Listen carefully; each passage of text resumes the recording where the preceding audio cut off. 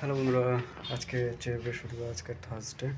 তো আজকে আমি উঠেছি 9টার দিকে। 9টার দিকে উঠে এলে তোমার ব্রেকফাস্ট করলাম, কিছু কাজ টাজগুলো করলাম ঘরের। তারপর আমার যে ওপরের রুমটা আছে, আমি যেখানে থাকি, তো এই রুমে আমি একাই থাকি। তার জন্য দেখো এই রুমের অবস্থাটা দেখো, 12:30 একটা বাস এখন। না জানলা খুলেছি, না তোমার মশারি টশারি গুছিয়েছি।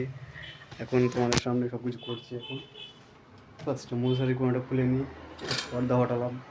পর্দা হটানোর পর এই দেখো জানলা খুলছে এখন। এটা এই নেট পর্দাটা থাক মানে দূর থেকে সব কিছু দেখা যায়, তো তার জন্য এইটা লাগিয়ে রাখতে লাগে। আর এদিকে মশারি টশারিগুলো তো এখন ঠিকঠাকই করে নিই, কাজগুলো করে নিই ফটাফট।